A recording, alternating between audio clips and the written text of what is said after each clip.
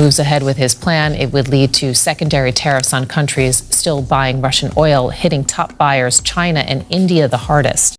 You got a chance to set back the nuclear ambitions of a religious Nazi by years and you don't take it. That's how World War II started. What happens when Washington tries to corner Beijing with crushing tariffs, only to see China flip the script with a nearly $1 trillion energy play? Imagine a phone call so explosive that it ended with a world leader slamming the receiver down in fury. That call set off a chain reaction that shook global markets and forced allies into an impossible choice. Today, we're pulling back the curtain on a geopolitical showdown where threats, money, and raw power collided in a way few expected. But here's the catch. This story isn't just about Washington versus Beijing. It's about whether the entire global order is shifting before our eyes. For years, Washington has been tightening sanctions designed to choke off Russia's oil revenues. The idea was simple. Cut Moscow's funding streams, and its global ambitions would stall. But Beijing saw an opening and took it. China has been openly buying massive amounts of Russian crude, not in secret backroom deals, but in broad daylight. And Beijing's message has been consistent. Energy is a sovereign right. Trade is legal. No one tells us otherwise. To Washington, though, this wasn't just commerce. It looked like Beijing was deliberately undermining a sanctions strategy that America and its allies had spent years building. In fact, China's imports of Russian oil jumped to 2.2 million barrels per day, up 16% from the year before. The sheer volume signaled not defiance, but a bold gamble. And that gamble set the stage for one of the most dramatic ultimatums the world has seen in decades. Picture this. A senior U.S. official goes on live television, stares straight into the camera, and declares that any nation buying Russian oil through China will face a crushing 100% tariff. That official was U.S. Treasury Secretary Scott Bessent, and his warning wasn't whispered behind closed doors. It was broadcast in daylight, a direct threat to allies and rivals alike.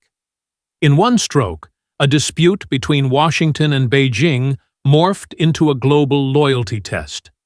Nations like India, Germany, Japan, and Brazil suddenly had to ask themselves, do we keep buying cheaper Russian oil through China, or do we risk Washington's wrath?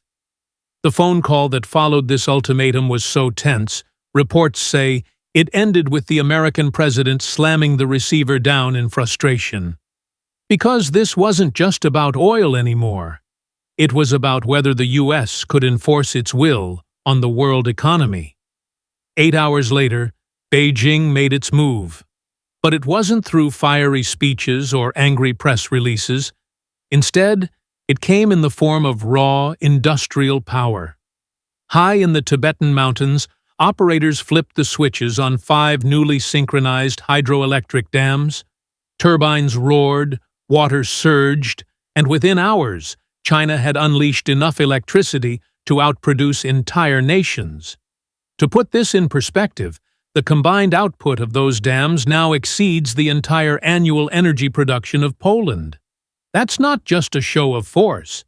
That's a signal. China is building its resilience faster than Washington can build its sanctions. Observers quickly gave it a name: a geoelectric counterstrike. Washington threatened to weaponize oil and trade. Beijing replied by demonstrating energy independence on a massive scale. The timing was no accident.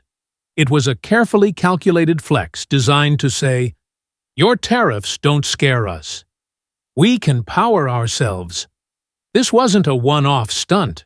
For years, Beijing has been laying the groundwork for this moment. Yes, China keeps importing discounted Russian crude. Yes, it's quietly boosting shipments from Iran, another sanctioned state. But alongside those purchases, it has been pouring billions into renewable energy megaprojects, solar farms the size of cities, wind corridors spanning entire provinces, and now mega dams that dwarf even the famous Three Gorges. The strategy is clear: secure cheap oil now while investing heavily in domestic renewables. By doing both, China ensures that if Washington tries to cut off its supply, it has enough internal power to keep its industries running. It's a two-track plan: buy time with cheap imports, buy independence with mega infrastructure. And the $890 billion shift we're talking about isn't just money spent. It's money redirected to build an energy empire designed to outlast sanctions. But Washington wasn't about to blink. Besant and his team pushed ahead with an even broader strategy: wall off China's entire supply chain. This meant not only blocking oil deals, but also questioning whether Chinese-made products, phones, chips, even solar panels, were tainted by sanctioned energy. And here's where things got messy.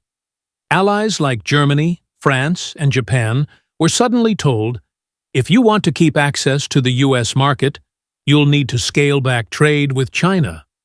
But Europe wasn't buying the narrative so easily. Some officials in Brussels quietly called it economic blackmail.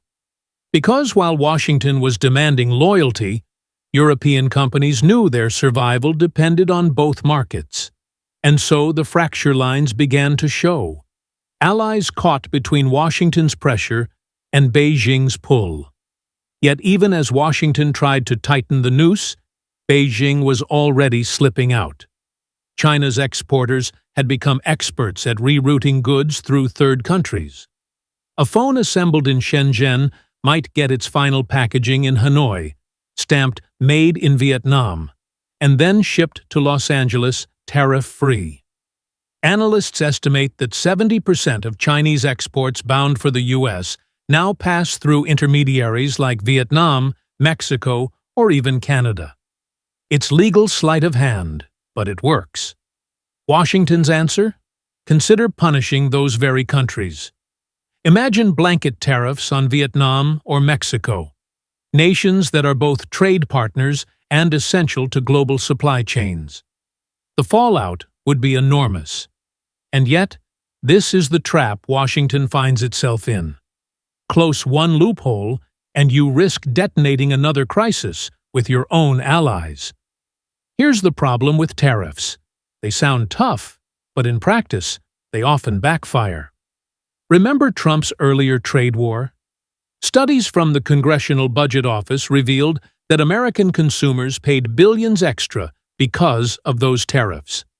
Higher prices on electronics, clothing, and machinery hit households hard, while Chinese exporters found workarounds.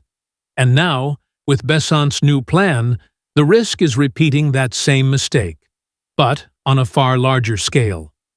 Tariffs can look like a punishment for China, but in reality, they act like a tax on America's own people. So the question becomes, is Washington building leverage or just building inflation at home? So let's step back.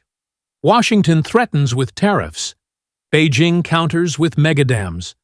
Allies are caught in the middle, forced to choose between markets. And consumers, from Berlin to Boston, end up footing the bill.